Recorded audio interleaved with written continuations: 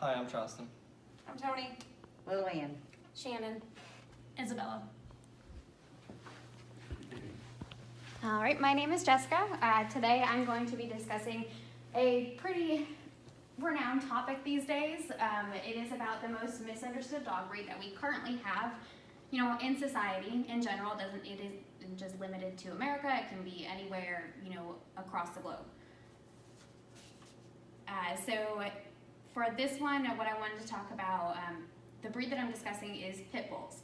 Now with pit bulls, there isn't a genetic link that says that pit bulls are inherently aggressive. They're not intended to kill. They're not, set or wired in a certain way that makes them that type of killer breed or killer instinct dog that everybody kind of portrays them to be. And there is genetic proof out there that shows that there actually isn't genetic proof that they're aggressive. There's no link. Dogs that are not neutered or spayed tend to have more heightened hormones, which can cause them to react in an agitated manner and tend to make them a little bit more aggressive, which happens to be why most people think that they're the aggressive breed. And actually, pit bulls isn't even the most common term. Well, it is the common term, but that's not the real word that it would be for the dogs, because there's 4 different types of pit bulls. So technically, pit bulls isn't even really a breed. So with this one, there are risks of mislabeling a dog breed. This can cause misplaced fear among the public.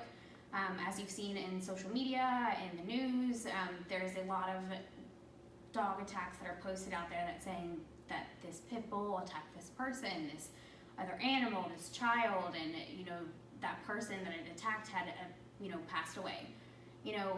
By mislabeling these dogs and saying that it in fact was a pit bull when there actually isn't proof that that dog was part pit or any type of pit, it can cause that breed to get a bad reputation because there's no confirmation, because often dogs look so similar that most people just assume they're a pit bull. Animals tend to react to the attitude that the society places around them. So if you tend to act in an aggressive manner, or you're scared, or you come at them in a way that seems like you're going to hurt them, they're going to immediately defend themselves. Fight or flight. It's gonna kick in, and they're going to want to protect themselves or their loved ones at all costs, just like any human being would. Factors that can contribute to aggression, antagonizing actions. So if another dog or a person or a child or anything tries to harm the animal is going to react, like I said before, in a way to defend itself, which is pretty common. I mean, if somebody were to come at another person in an aggressive manner, you would put up your arms, you would defend yourself. It's normal. With these, another thing can be training aggressive behavior. Dogs that are specifically trained for fighting and to be aggressive towards those who walk into the building and to defend their home tend to have a more aggressive behavior because they were trained that way. That's how they were brought up. That's all they know.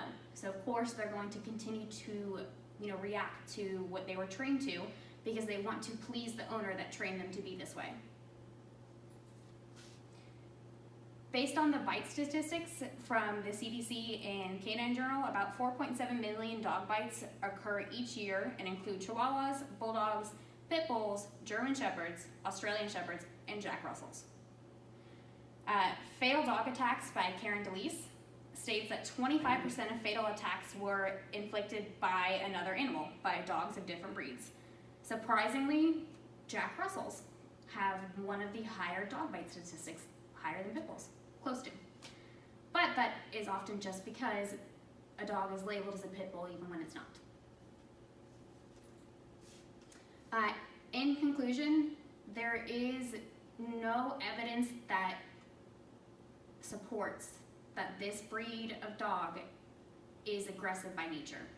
There's absolutely no proof whatsoever that this dog is, just because it's born and it's here, that it's going to attack somebody, that it's going to bite somebody, that it's going to hurt someone, that it's going to do anything in the nature of aggressive behavior.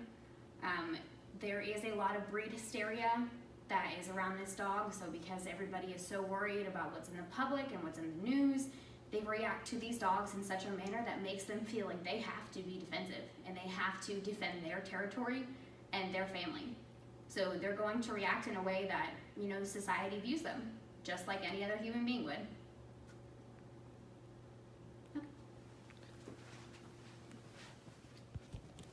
And I'm Justin. I'm Tony. Lillian. I'm Shannon. I'm Isabella.